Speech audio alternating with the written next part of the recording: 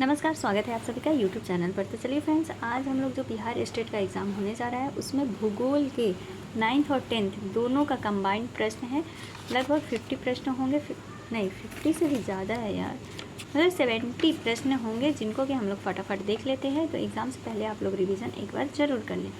देखिए इतने सारे ये प्रश्न। पहला प्रश्न हमारा है, कोयला किस प्रकार का संसाधन है? तो किस प्रकार का है? वो है अनवीकरणीय संसाधन है। कौन सा संसाधन है? तो अनवीकरणीय संसाधन है। सौर ऊर्जा निम्नलिखित में से कौन सा संसाधन होता है? तो नवीनकरणीय। सौर ऊर्जा नवीनीकरण है और कोयला जो है अनवीनीकरण है। ठीक है। तट रेखा में कितने किलोमीटर क्षेत्र सीमा अपवार्जक आर्थिक क्षेत्र कहलाता है? तो वो कहलाता है 200 NM। कितना? 200 NM जो है वो अपवार्जक कहलाता है। अगला प्रश्न हमारा, डाकू की अर्थव्यवस्था का संबंध है। डाकू की अर्थव्यवस्था का संबंध किससे है? तो संसाधन के विदोहन से है। किससे? संसाधन के विदोहन से। समुद्र क्षेत्र में राजनीतिक सीमा के कितनी किलोमीटर क्षेत्र तक राष्ट्रीय संपदा निहित है? कितने किलोमीटर तक राष्ट्रीय संपदा जो है निहित है? तो 12.2 किलोमीटर तक। पंजाब में भूमि निम्नीकरण का मुख्य कारण क्या है? तो अधिक सिंचाई है। ये अगला प्रश्न है, सोपानी कृषि किस राज्य में प्रचलित है? तो वो है उत्तराखंड में। सोपानी कृषि कहाँ पर प्रचलित है? उत्तराखंड में प्रचलित है। मरुस्थलीय मृदा का विस्तार निम्न में से कहाँ है? तो मरुस्थलीय मृदा का विस्तार जो है निम्न में से राजस्थान में है। आगे बढ़ते हैं। मेढक के प्रजनन को नष्ट करने वाला रसायन कौन सा होता है? तो एंड्रीन होता है। मेढक के प्रजनन को नष्ट करने वाला रसायन एंड्रीन होता है। काली मृदा का दूसरा नाम क्या है? तो वो है रेगुर। बृहत क्षेत्र में जल की उपस्थिति के कारण ही पृथ्वी को क्या कहते हैं? तो नीला ग्रह कहते हैं। जल की उपस्थिति के कारण क्या कहते हैं? नीला ग्रह। कुल जल का कितना प्रतिशत भाग महासागरों में संचित है? तो 96.5% जो भाग है वो महासागरों में संचित है। देश के बांधों को किसने भारत का मंदिर कहा था? किसने कहा था? देश के बांध जो हैं वो भारत के मंदिर हैं, ये किसने कहा था? अगला प्रश्न है, देश के बांधों को किसने भारत का मंदिर कहा था? तो वो कहे थे पंडित जवाहरलाल नेहरू। प्राणियों के शरीर में कितनी प्रतिशत जल की मात्रा निहित होती है? तो 65% या फिर कहीं पर 70% भी दिया रहता है। तो इन दोनों में से बुक में, लेकिन इस बुक में मतलब बिहार के अकॉर्डिंग 65%। बिहार में अति जल दोहन में किस तत्व का संकेंद्रण बढ़ा है? तो वो है आर्सेनिक का। आर्सेनिक का क्या है? संकेंद्रण बढ़ा है। भारत में 2001 ईस्वी में कितने प्रतिशत भौगोलिक क्षेत्र में वन का विस्तार हुआ है? तो देखिए 2001 के अनुसार है 19.27%। कितना? 19.27% भौगोलिक क्षेत्र वन का विस्तार बढ़ा था। नेक्स्ट, ये भी करंट अफेयर से है तो इसको भी हटा देते हैं हम लोग। किस राज्य में वन का सबसे अधिक विस्तार है? तो मध्य प्रदेश में। वन का सबसे अधिक विस्तार कहाँ है? मध्य प्रदेश में है। वन संरक्षण एवं प्रबंधन की दृष्टि से वनों को वर्गीकृत किया गया है 3 वर्गों में। वनों को कितने वर्गों में वर्गीकृत किया गया है? 3 वर्गों में। 1951 और 80 ईस्वी के तक लगभग कितना वर्ग किलोमीटर वन क्षेत्र कृषि भूमि में परिवर्तित हो जाएगा? तो 26,200 वर्ग किलोमीटर जो वन क्षेत्र है वो कृषि भूमि में परिवर्तित हो जाएगा, मतलब इतना वनों का नाश हो जाएगा। संविधान की धारा 21 का संबंध किससे है? तो वन्य जीवों तथा प्राकृतिक संसाधनों के संरक्षण से है। संविधान की धारा 21 का संबंध। FAO की वानिकी रिपोर्ट के अनुसार 1948 ईस्वी में विश्व में कितने हेक्टेयर भूमि पर वन का विस्तार था? तो 4 अरब हेक्टेयर पर वन का विस्तार था। प्राकृतिक संसाधनों के संरक्षण के तहत 1968 ईस्वी में कौन सा कन्वेंशन हुआ था? तो वो हुआ था अफ्रीकी कन्वेंशन। कौन सा कन्वेंशन? अफ्रीकी कन्वेंशन। इनमें से कौन सा जीव जो केवल भारत में ही पाया जाता है? घड़ियाल। घड़ियाल जो है केवल भारत में ही पाया जाता है। भारत का राष्ट्रीय पक्षी क्या है? तो वो है मोर यानी मयूर। मैंग्रोव्स का सबसे अधिक विस्तार कहाँ हुआ है? तो मैंग्रोव का सबसे अधिक विस्तार जो है वो मैंग्रोव वन जो होता है ना, तो वो सुंदरबन में हुआ है। टेक्सुल का उपयोग होता है, तो टेक्सुल का उपयोग कैंसर में होता है। चरक का संबंध किस देश से था? तो चरक का संबंध भारत से था। भारत में लगभग कितने प्रकार के खनिज पाए गए हैं? तो 150%, यानी 150 प्रकार के। इस क्वेश्चन को आप लोग देख लीजिए, भारत में लगभग कितने प्रकार के खनिज पाए गए हैं? तो 150 प्रकार के खनिज पाए गए होंगे, गलती से इंक्लूड हो गया होगा। इनमें से कौन लौह युक्त खनिज का उदाहरण है? तो वो है मैग्नीज। लौह युक्त खनिज का उदाहरण कौन सा है? मैग्नीज है।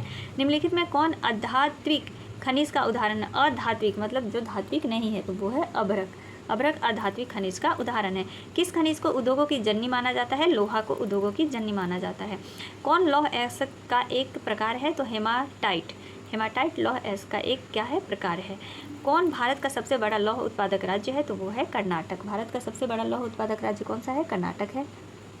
छत्तीसगढ़ भारत का कितना प्रतिशत लौह अयस्क उत्पादन करता है? 30%। छत्तीसगढ़ जो है भारत का कितना प्रतिशत? तो 30% लोहे का उत्पादन करता है। मैग्नीज उत्पादन में भारत विश्व में के कौन सा स्थान है? तो तृतीय स्थान है मैग्नीज के उत्पादन में।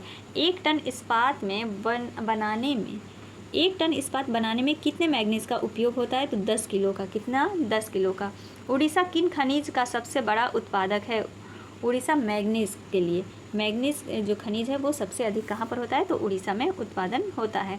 एल्युमिनियम बनाने में किस खनिज की आवश्यकता पड़ती है? तो बॉक्साइट की आवश्यकता पड़ती है। देश में तांबे का कुल भंडारण कितना है? 150 करोड़ टन है।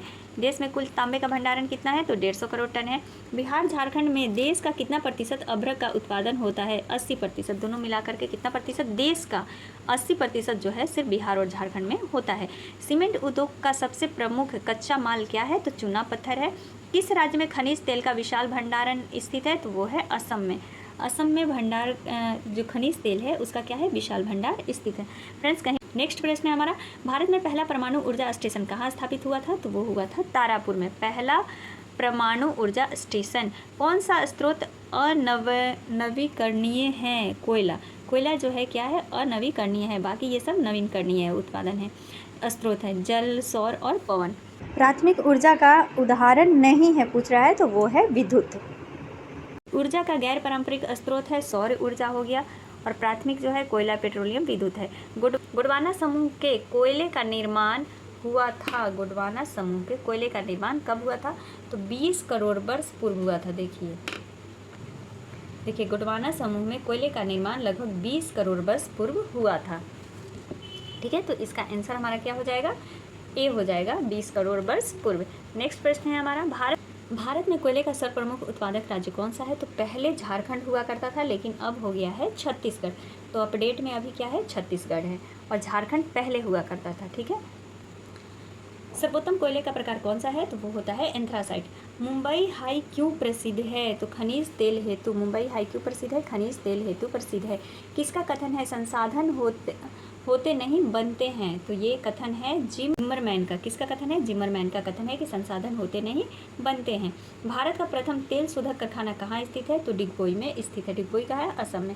प्राकृतिक गैस किस खनिज के साथ पाया जाता है? तो पेट्रोलियम के साथ। भाखड़ा नांगल परियोजना किस नदी पर अवस्थित है? तो भाखड़ा नांगल परियोजना सतलज नदी पर अवस्थित है। दक्षिण भारत की सबसे बड़ी नदी घाटी परियोजना है तुंगभद्रा नदी घाटी परियोजना। एक मिनट दक्षिण भारत की, अच्छा देखिए दक्षिण भारत की पूछा है तो तुंगभद्रा होगा। इसी प्रकार से आदमी कंफ्यूज हो जाता है। ताप विद्युत केंद्र का उदाहरण है बरौनी है। ताप विद्युत केंद्र का उदाहरण क्या है? बरौनी। निम्न प्राकृतिक संपदाओं में किसका भंडारण सीमित है? तो वो है कोयला का भंडारण सीमित है। यूरेनियम का प्रमुख उत्पादक स्थल है जादूगोड़ा। कौन सा है? जादूगोड़ा जो है प्रमुख उत्पादक स्थल है। एशिया का सबसे बड़ा परमाणु विद्युत गृह कहाँ पर है? तो तारापुर में। कहाँ पर है? तारापुर में है। एशिया का सबसे बड़ा, अच्छा ये हो गया। भारत में किस राज्य में सौर ऊर्जा के विकास की सर्वाधिक संभावनाएं हैं? तो वो है राजस्थान में। कहाँ पर? राजस्थान में सौर ऊर्जा की सबसे अधिक संभावित जो है संभावनाएं हैं। ज्वारीय एवं तरंग ऊर्जा उत्पादन हेतु भारत में अधिक अनुकूल परिस्थितियां कहाँ पाई जाती है? तो वो खंभात की खाड़ी में। तारापुर परमाणु ऊर्जा केंद्र किस राज्य में है? महाराष्ट्र में है। भारत में सर्वाधिक क्षेत्र पर किस मिट्टी का विस्तार है? तो जलोढ़ मिट्टी का विस्तार है।